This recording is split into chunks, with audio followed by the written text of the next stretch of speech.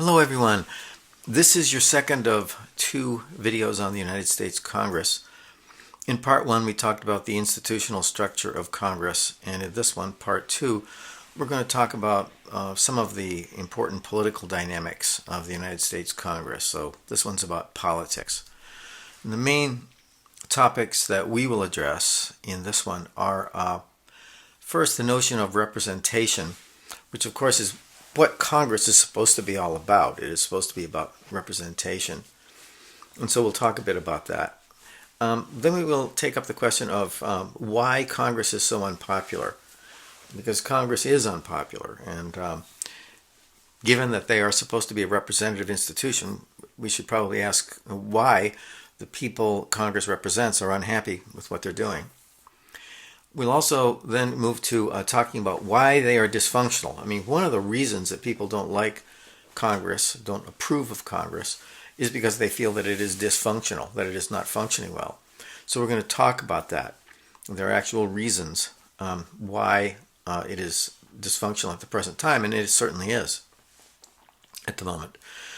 And that will lead us into a discussion of parties, political parties, and legislative politics. It's very important to understand that the organizing principle of any legislature all around the world is political parties. That's how you corral a whole bunch of people together in a legislature to agree on passing a bill or any legislative action, political parties. And so really at the core of a lot of the problems we have with Congress is the way our political parties have evolved over time, the things they do. Now we're going to talk a lot more about political parties later, but to understand Congress and its politics and functioning, we need to get into that just a little bit. Then we'll talk about another issue with Congress's politics or its functioning as a political institution, and that is the delegation of congressional power to the executive branch. And I'm going to explain what that is. It's one of the reasons Congress is perceived as less effective than it could otherwise be. That is, they have delegated or surrendered a good bit of their power to the executive branch. And then we will talk about ways in which Congress could be made more effective, because there are reforms that maybe could make Congress more effective. Okay, so what do we mean by representation? Well, Edmund Burke, who was Irish but was a member of the British Parliament in the 1700s, wrote some theories about two different ways to be a representative. And he had given that a lot of thought because he was one. And he said there really are two ways. One is you can be a delegate, and the other is you can be a trustee. You can see yourself in this way. So this would apply to any senator or any member of the House. Anyone who's elected to represent other people, he would argue, can think of themselves in one of two ways, delegate or trustee. If you view yourself as a delegate, then you act consistently with the wishes of the people who elected you. You don't do what you think is best. You ask yourself, what do most of my constituents think would be best? And you do that. So you as a legislator view yourself as the voice of people who are not present. The other way to look at yourself, he argued, is as a trustee. And if you're a trustee, then he says you were elected to exercise your best judgment. The theory is that the voters sent you to, in this case, Washington or Springfield or wherever, to do things that, not that they would do if they were there, but that you would do with your judgment, with your opinion. They elected you because you are the best person to make the decisions for them. So you should use your autonomy to act for the greater good, the national interest, the state interest, your district's interest, even if it goes against the short-term wishes of your constituents. And the theory is eventually they'll come around and realize that you had the wisdom to do the right thing. That's the theory. So as he put it, they elect you for your unbiased judgment, your mature judgment, your enlightened wisdom and conscience, And as he said, you ought not to sacrifice to anyone their unbiased opinion, mature judgment, and enlightened conscience. That's what you're there for. Now, the theory is your representative owes you not only their work, but their judgment. And if they don't give you that, their best judgment, even if it's against your short-term wishes, then they're betraying you. That was the way he saw it. And that's the way he saw himself. That is, Burt thought that he was going there to be a trustee, not just a delegate. So, with that as background, I mean, this is in theory what they're doing. That's what we like to think that our legislators are doing one of these two things. Now, in political, this is political philosophy. Now, political science, some of the people we're talking about and looking at in this course, they talk about legislators really having two different styles or two different ways of doing their job. And they're sometimes called Hill style and home style. The Hill style, that means on Capitol Hill, where they are functioning as legislators. They study, they draft, and they vote on legislation. They deal with lobbyists. They serve on committees. They attend all kinds of hearings, and they ask questions. They meet with the news media. Those are their duties in Washington on Capitol Hill. So we call that their Hill style. And members of Congress have many different ways of doing this. Some are very interested in the nuts and bolts of legislation, and some are not. Some of them are really more interested in publicity, getting attention from the news media. So, you've got the real workhorse type people, and you've got those who are sort of publicity hounds. But the other side of being a member of the House or the Senate is what Richard Fenno calls home style. I mean, you can be a really good legislator on Capitol Hill, but if you don't take care of your district or your state, you can be voted out of office, despite doing a good job as a legislator. And that involves, so the home style involves meeting with constituents and doing what's called casework, meaning constituents contact your office in your district. Maybe you have more than one office, like senators typically have more than one office around their state. And they have problems, and they ask you for things, and you as a member of the House or the Senate respond to some of those things. You have to have a staff that communicates with constituents using what they call the franking privilege, which is basically free mail, free snail mail. You have to know how to manage your staff. You have to meet with the local press. You have to raise money to run for re-election. A very important part of the home style duties is raising the money. So members of the House and Senate have to be able to do both. They have to be able to do their job on Capitol Hill, but they also have to be able to stay in touch with their district or their state. And if they don't do both, they're probably in trouble. And they require two different types of work. And that's why they'll have one staff in Washington and another staff back at home. Fenno also talks about, he kind of refines the notion of constituencies. When we talk about someone's constituency, what do we mean by that? And he says there are four different things you could mean by that. One would be their geographic constituency, meaning who do they represent? Like in the case of the House, it's a district, and so their constituency be that district, everyone there. But in the case of a senator, it's a whole state. So that's one way to look at it. But then he says, let's get more specific. They have to think about their re-election constituency, meaning the people who support them who could potentially be mobilized to support them. Those are even more important than the whole district. And then we have what he calls the primary constituency, which are the strongest supporters, the strongest of your supporters, the ones who might go out and do things for you, like canvass, knock on doors, make phone calls, or work in a phone bank, that sort of thing. And then you have the personal constituency. These are the people closest to you, your inner circle.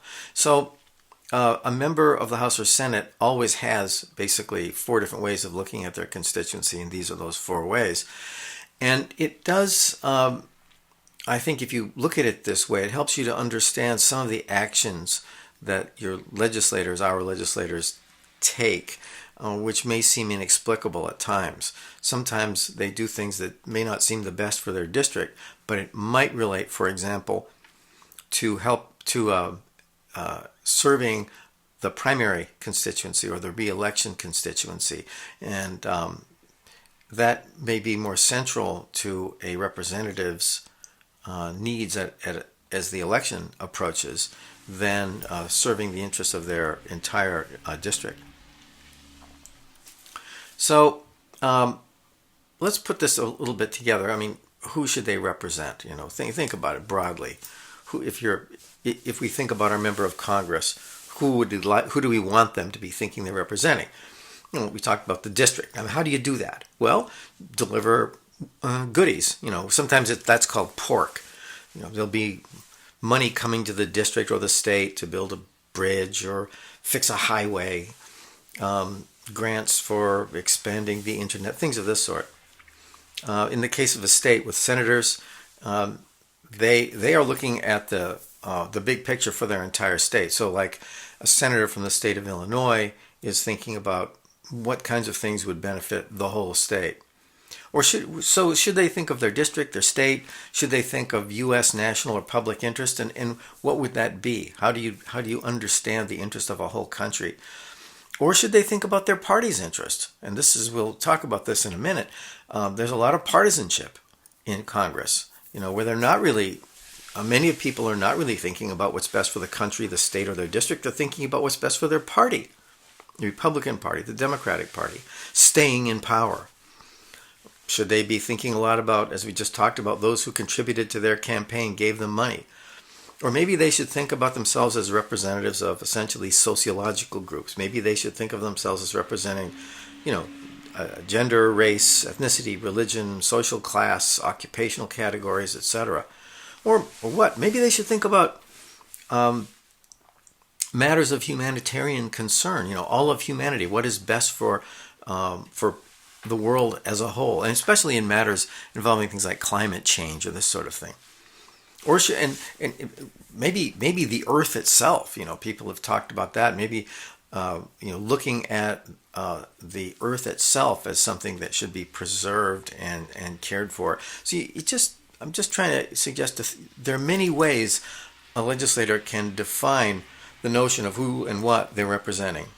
And I think if you're deciding who you want to vote for, or you were ever asking questions of a legislator, you could ask them questions like that. Who do you represent? How do you define your job?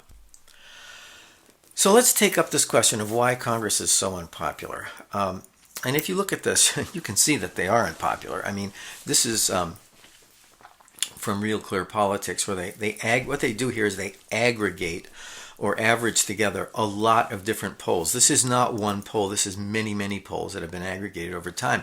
And it goes back, in this case, to 2010, 2009. And you can see the red line, if you see that is the line of people who say they disapprove of what Congress is doing, Congress's job. The question is basically, you know, how well do you think Congress is doing its job? The black line is those who approve. And as you can see, at the time this poll was averaged in January of 2022, it stood at 66.4% disapproval and only 22.4% approval. And that is quite consistent going back for years. If you go back there and you look all the way back at the start of the chart, way back in 2010, it's basically where it was.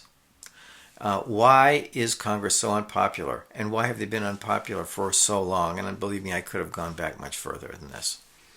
Well, let's think about the reasons why Congress is such an unpopular institution. By the way, it's interesting because sometimes people will say, you know, a given president is unpopular because their job approval rating dropped below 50%. Well, Congress's job approval rating is 22%, you know, in the 20s typically. So let's put that in perspective. You know, presidents remain more popular than Congress. Why is that? Well, one reason is that along the same time frame, you find approximately the same percentages of people saying that they believe the country is on the wrong track. They just ask them that question: do you believe the country's on the wrong track or the right track? And a lot of people say the wrong track. And now, of course, this isn't entirely Congress's fault. I'm not suggesting that it is. But I'm saying that perception that the country is on the wrong track feeds into disapproval of our leaders. It feeds into disapproval of the president and disapproval of Congress as well. And of course, many things can go into this perception. that the country's on the wrong track. There can be many things. Could be the economy, crime, pandemics, wars. Many different things can affect this perception. But when people out in the country, in the cities, the suburbs, the rural areas, start feeling that the country's on the wrong track, they tend to blame our leaders, and that causes their ratings to suffer. But a more specific thing is that people believe that Congress is not addressing the issues that concern people. Remember we just talked about representation? Well, this is another way of saying that people believe that Congress is not representing the people who sent them there. And I don't think they're picking up between trustee and delegate. They're just saying they're not doing their job. They don't represent us. So, and why would they say that? Well, let's take a couple of issues. We have a majority of people in this country who say that ensuring that everyone has good health insurance or health care coverage is actually a government responsibility, 60 to 37. But we don't have that. Congress has not made that happen. We still have a lot of people who don't have insurance. Even with the Affordable Care Act, and the Affordable Care Act has been undermined, has not been extended to everybody. So why is that? Okay, another thing is that Americans believe that rich people are paying too little in taxes, 61%. I mean, it's been as high as in the 70s. But the fact is that the share of federal tax dollars that come from the rich, it hasn't moved in the direction that the public wants it to move in. We have billionaires paying little or nothing. We have huge corporations that pay almost nothing in federal taxes. And the public doesn't like that. Does Congress fix it? No. Well, so there's this perception. These are important issues. And there's this perception that they aren't addressing the things that concern us. Now, here's another one. This is a poll that was done in 2018 by Gallup about immigration policy. And if you'll see up here, it says, a policy proposal was allowing immigrants, which was this, by the way, this was an active policy proposal and still is, allowing immigrants who were brought to the U.S. illegally as children the chance to become U.S. citizens if they meet certain requirements over a period of time.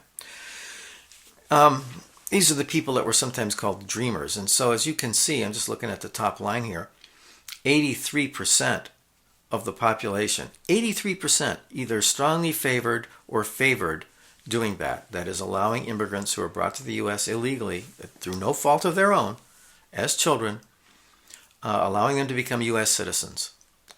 But that has been, instead of passing, because it has 83% support, that has become a matter of deep controversy that Congress has fought about for years and years. And here's how bad it got. This man right here is Eric Cantor. He's a Republican. He's from the state of Virginia. And back in 2014, he was one of the most powerful Republicans in the entire United States. He was the House Majority Leader. He was the second in command in the entire Republican House Majority. Now, he was in line maybe to not only be Speaker of the House, be the most powerful person, but people talked about him, for higher office, like, gee, maybe someday Eric Cantor might even run for president, He's handsome, smart, a very, very good, good public speaker, honest, and so forth. But what happened? Well, he decided he wanted to talk with the Democrats about immigration reform. Remember that issue we just looked at? That's one of the issues. He said, yeah, the public really wants to do something about immigration, and also these dreamers, the people who, came here through no fault of their own as children. Well, let me try to see if we can find some common ground. So he tried to be a good legislator and work with the Democrats on this to try to come up with a compromise. What happened? Right-wing TV and radio personalities like Laura Ingraham and others on Fox News attacked him for this. And they said that he was basically a traitor to his party and to the country. So a far-right person from the Tea Party by the name of David Bratt ran against him and beat him in the primary. He didn't even win the nomination. So Eric Cantor, the second most powerful Republican in the entire House of Representatives, wasn't even able to run as the Republican nominee. And David Bratt took over and got the nomination, and decisively by almost 10 percentage points. Now and Eric Cantor lost his job and went into the financial world. Now, this example terrified Republican members of Congress about the whole idea of compromising on immigration. So despite popular opinion, it doesn't matter what popular opinion was, their view was the primary electorate, the most extreme people in our party, they thought, will come after me. And I will lose in the primary. That's called getting primaried. So, bottom line is, hardline positions on immigration are not popular with the general public, but they were certainly popular with the primary voters in the Republican Party, and that message was brought home loud and clear to Republicans. And so what has been done on this since then on immigration reform? Little to nothing because of that fear. So that's one of the dimensions to this. And there are a number of reasons why Congress is so dysfunctional, which I'm going to turn to now. That discussion of Eric Cantor leads me into this. There's a number of things. Let's take a couple things in the center first. When I get to the end of this presentation, I'm going to talk about the rise of the presidency as the main governing institution and kind of how that happened. When we talk about the presidency, we're going to discuss that in even more detail. But just understand, one reason Congress is dysfunctional is they gave away a lot of their powers to the executive branch. And we're going to talk about that. And that's been going on for a long time, certainly back to the 1930s. Another issue here is the declining role of political parties and the rise of interest groups. Of course, we have a week on parties, we have a week on interest groups, but just understand for now, the main organizing principle of any legislature is political parties. They're the ones who keep everybody in line and coherent and functioning. And over time, political parties in the U.S. have declined in power as institutions. And interest groups have become more and more important, economic interests. So we have economic interests rather than ideological interests becoming very, very important. And interest groups, focus on one issue at a time, guns, the environment, whatever it might be. And parties aggregate many, many, many interests together. But interest groups can't run Congress. That just doesn't work. That's not an organizing principle. Then that's too many little interests, and you can't get 435 people together on anything. So what this has led to is all the decline of parties and other things have led to increasing dysfunction in Congress as members of the House and Senate pursue interests of the bankers or the gun control lobby or this or that, and they're all going off in their own direction, and they're not being kind of corralled into a common purpose by their party. I'm not saying parties are the answer to everything, but it would make Congress less dysfunctional. It would make it more efficient if the parties were a bit stronger. But one thing that has happened, and we'll have to talk about this more and more, is the takeover of the Republican Party by the far right after the 2009 Tea Party movement, and after former President Obama was inaugurated. And this started earlier. It really started with in the 90s when Bill Clinton was president, but it accelerated under Obama, where we got a party that didn't want to compromise. And this is kind of what happened to Eric Cantor. Within his own party, more and more people did not want to compromise with Democrats. And they developed a new election strategy of raising turnout from their base instead of appealing to the center and independents, and relying on groups of single-issue voters like the religious right, gun rights advocates, white supremacists, etc. This all came to a head with the election of Trump, and his his electoral success with the Republican base with some really extreme behaviors set an example that other people have been trying to emulate. And, this extreme adversarial posture, demonization of the other side, conspiracy theories, relying on the right-wing media, attacking the mainstream media, and so forth. This works for candidates in the Republican Party to get elected. It has helped them in many ways, but it has made Congress a lot more dysfunctional because this type of candidate, this type of member of Congress can't really bring themselves to agree with anyone. Their whole style depends on polarization. So increasing party polarization contributes to congressional gridlock, and I mentioned this with the Republicans. For example, Newt Gingrich was the Speaker of the House from 95 to 99. He kind of pioneered this whole formula of take a hard ideological line on issues, never compromise, and personally attack Democrats. And this has just continued and intensified.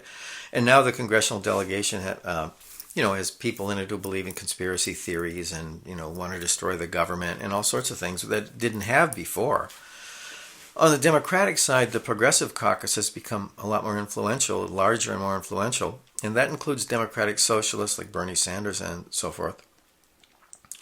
And, these are people who, in some cases, have said, we should kind of model ourselves on the Republicans. We should be less compromising. We should sort of punish our own centrists. And I've heard, that argument made by current members of Congress and very influential people on the political left. I don't think that the Democrats are as far to the left as Republicans are to the right. That's definitely not the case. But understand there are people in both the parties who advocate for being less compromising over key issues that are central to their constituencies.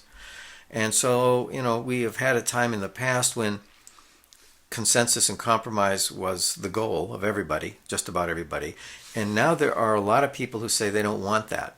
And that makes it really hard to legislate, particularly when you look at who controls Congress. Now this takes us back to the mid-1800s, and red or pink means the Republicans are in control, and blue refers to the Democrats being in control, and it talks about the majority party and all these sessions. Now, the point of this, not that you should have to memorize it.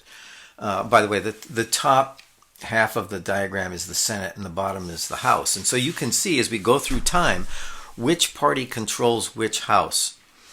Now, if you look at this and you go back in time to the 1800s, you can see all that pink?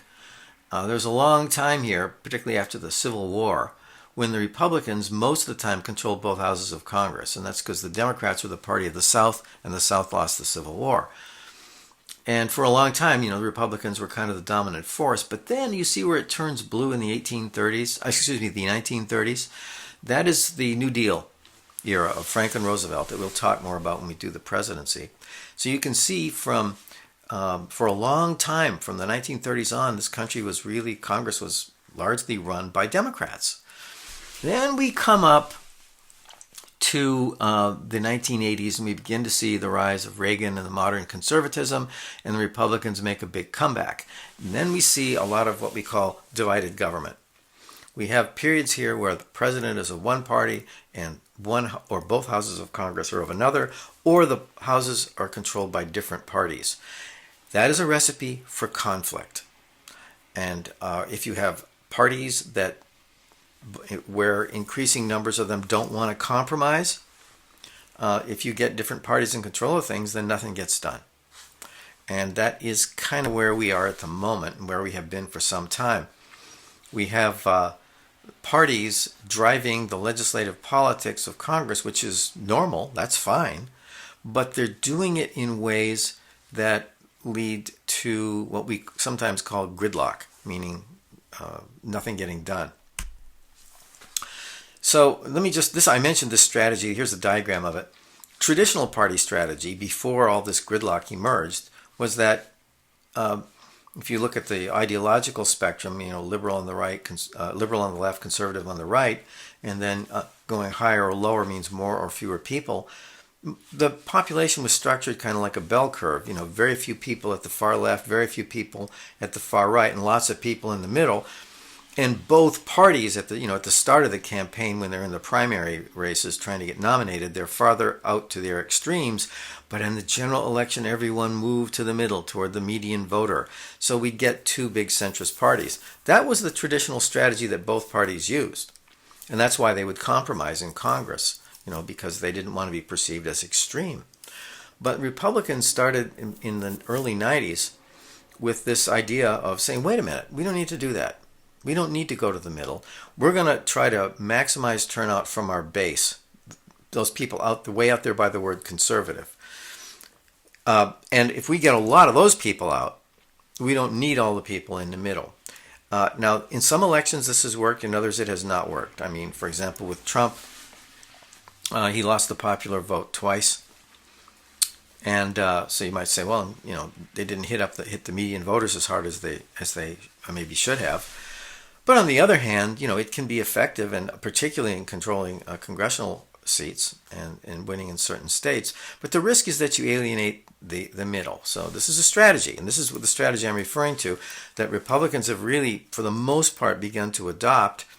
And many people among the Democrats have said the Democrats should adopt, but they have not really done that. The Democrats are still trying to run as a party of the center, or trying to reach out to the center, I should say, as much as they can. Whether that will continue, I don't know. So another factor here is the role of party leaders, because party leaders in Congress can promote conflict or cooperation. By the leaders, I mean the Speaker of the House and the majority and minority leaders in the House and in the Senate. They control speaking time. In the House, that's very strict. And they control committee assignments. In the Senate, they control, to some extent, filibuster and cloture votes, which we'll talk about. But the filibuster is a way of preventing a vote on a bill. So these are legislative tactics that leaders can employ to try to get things done despite differences. So party leaders can promote what we call bipartisan cooperation, or they can promote partisan conflict. So this is just the role of leadership. They can control the agenda. They can control what committee bills go to, which can kill them or advance them. And they can use the power to investigate matters. They can hold public hearings. We've seen a lot of that, to investigate many different things. Sometimes they can undermine a president that way. So these are all tools that the institution has at its disposal, and depending upon who is in control of the parties, those tools can be used for agreement or disagreement. Another major factor is the role of powerful interest groups and the phenomenon that we call iron triangles.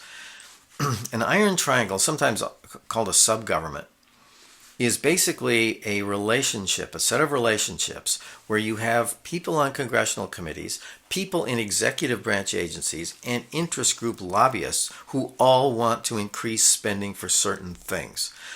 Examples of that would be defense spending, for example. What it means is that everyone involved in the process, it's an issue area where everyone involved in the process basically wants to spend more money. And that is often true of agricultural subsidies for farmers. Everyone who gets involved on those key committees, everyone who gets involved in the executive branch, the Department of Agriculture, and everyone in the interest groups wants the same thing: spend more money on farm subsidies, spend more money on defense contracting. So these iron triangles or subgovernments are relationships, basically, that allow for spending to go up and up and up and up and up in a given area, like defense spending. It always goes up no matter what we need. It just always goes up, regardless of our actual needs, because of the role of interest groups. Now, I've mentioned that parties are the organizing principle.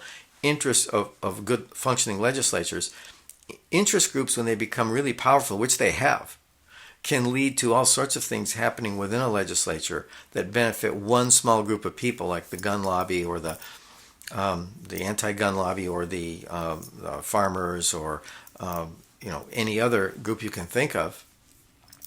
doctors, college professors, name your economic group. But it can lead to benefits being given to a small group where if the majority interests were considered, those things wouldn't be happening. So iron triangles lead to money getting spent for things that most of us probably would say we should spend less on.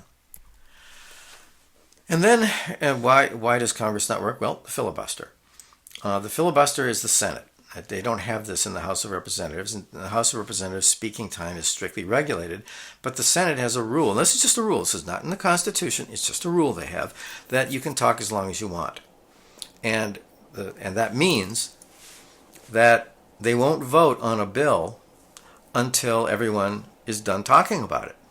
So, in the old days, that rule simply meant that a senator or a group of people who opposed a bill very intensely, but who knew they were going to lose if it came to a vote, who knew that there's 51 votes to pass it, they would say, well, we just won't stop talking.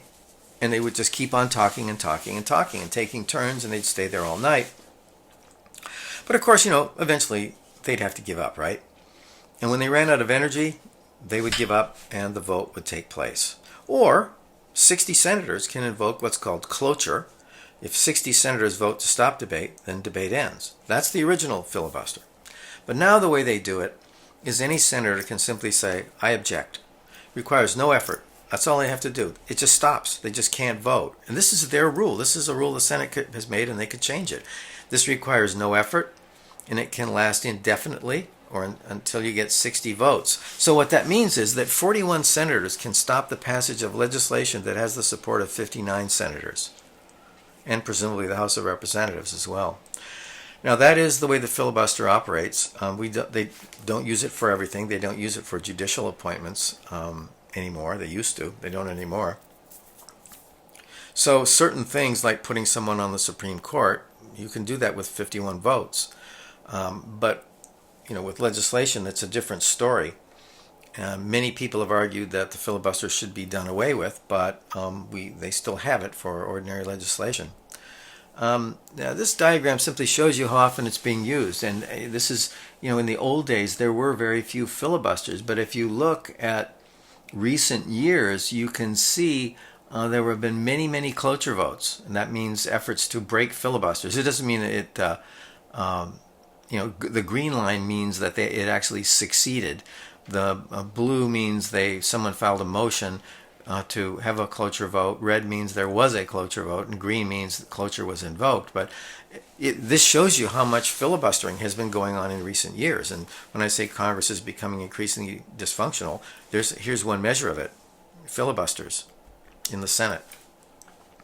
Now, there are arguments for and against the filibuster. I'll tell you briefly what they are.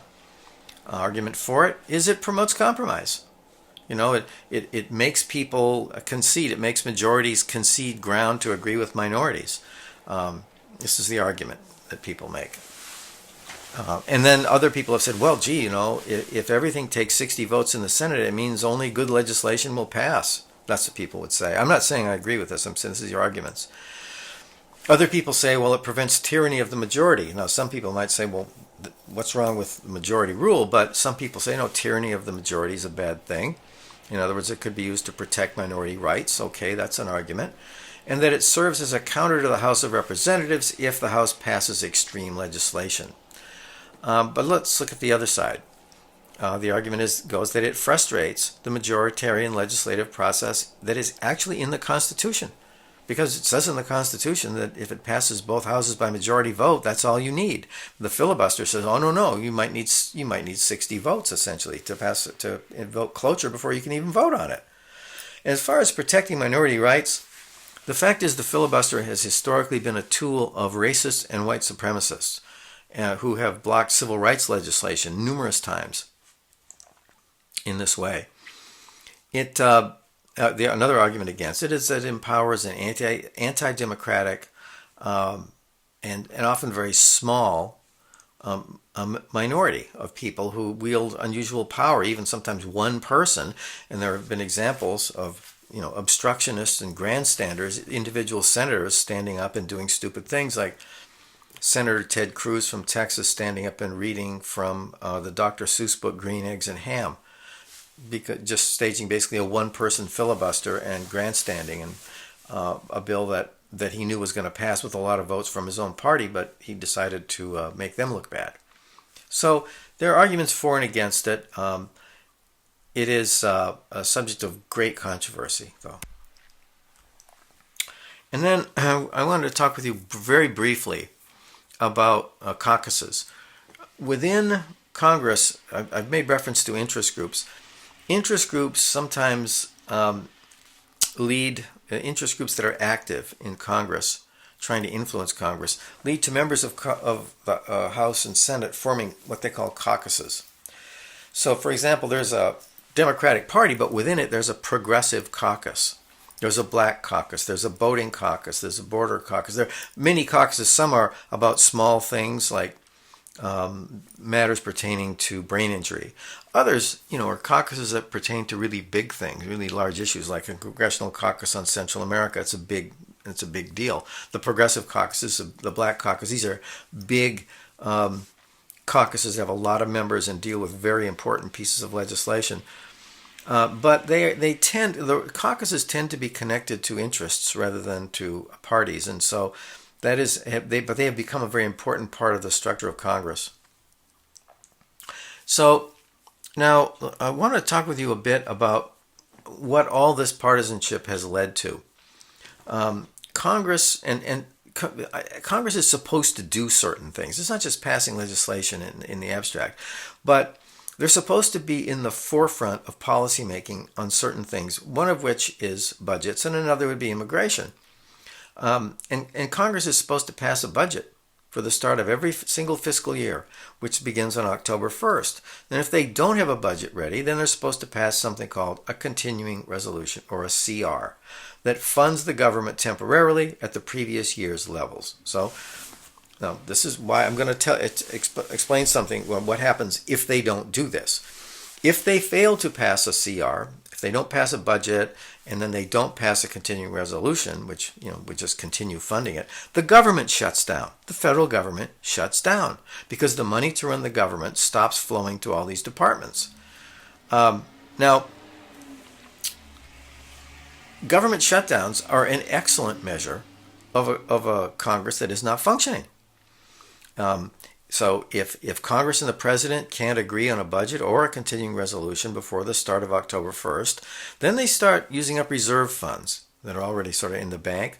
Once they use those up, the government shuts down. Well, there was a big shutdown for 35 days, the longest shutdown in U.S. history, between December 21st, 2018 and the January 25th of 2019, over Trump insisting on funding for his border wall. There have been other shutdowns. There was another shutdown when Obama was president. I've got a list of the longest shutdowns I'll show you. But in recent years, all these shutdowns have occurred when the Republicans controlled Congress. They create hardship, and they make people angry at the federal government. And federal workers, 800,000 of them, end up out of work. So here you have the longest shutdowns, and you can see that the one happened under Trump, then you have Clinton, Carter, Obama, etc. Now, these shutdowns, it's just important to understand, this is a great marker of a government that has literally stopped functioning as a government. What do we learn from this most recent one, the worst one ever? Well, Congress can't do anything unless both houses pass the same bill. And, for the first 2 years of the Trump administration, the Republicans controlled both houses of Congress. They did not pass funding for his wall, and he did not push them to do it.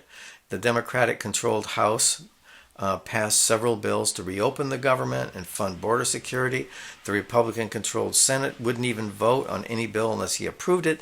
Point being, presidential power and intense party loyalty disabled Congress from performing the basic function of keeping the government open, and that's not how it's supposed to work. Now, Congress does not have to be dysfunctional. They actually have a great deal of power. Many legislatures around the world can ratify what the executive branch wants. Other legislatures can stop the executive branch. But our Congress, every single member of Congress, can walk right up and introduce their own piece of legislation. And that is kind of extraordinary. And they have staff and all kinds of resources to do that, to really take the lead, any individual member. They were intended, as I've said, to be their primary policymaker. So why aren't they?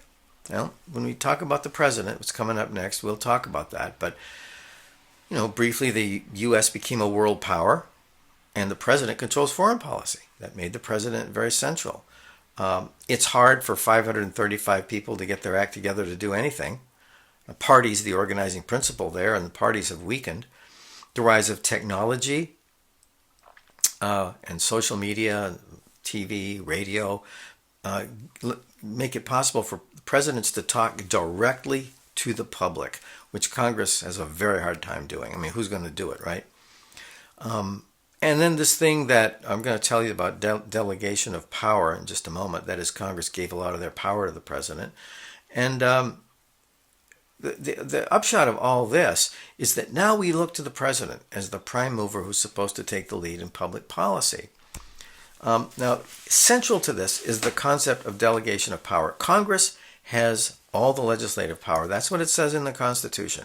But Congress can delegate its powers to the executive branch as long as it specifies guidelines for how the federal bureaucracy who gets that power should use it. So, for example, Congress created the Environmental Protection Agency, and they delegated to it the power to make rules about clean air and water that industry has to follow. Well, the reason Congress did that is because they don't have the expertise, the time, the energy to make all those rules. It's too complicated. But when they do this, they give the power to the executive branch, and they undermine their own authority and their support. We'll discuss this as we discuss the federal bureaucracy, but understand that creation of the federal bureaucracy made the economy probably work better, but it undermined Congress's powers. And sometimes they try to reassert themselves. This thing we call the RIP process, revelation, investigation, and prosecution, holding hearings, legislative hearings, going after the president, going after their helpers, their assistants, their aides. And that is a form of self-assertion, and they have done some other things along those lines. They have tried to take back control from presidents over through the appointment of special prosecutors, the War Powers Act, in reasserting their war power, cutting funds for unpopular wars or threatening to. But the thing about these efforts is they haven't really restored Congress to their former place as the main policy maker, but it does make them a threat to a president. Congress can certainly be a threat to the president, and they have reasserted themselves in that way. Now, how could they be made more effective? We could end the filibuster, and that may happen. Who knows? They could strengthen political parties, and parties could be more interested in policy rather than in ideological combat. We could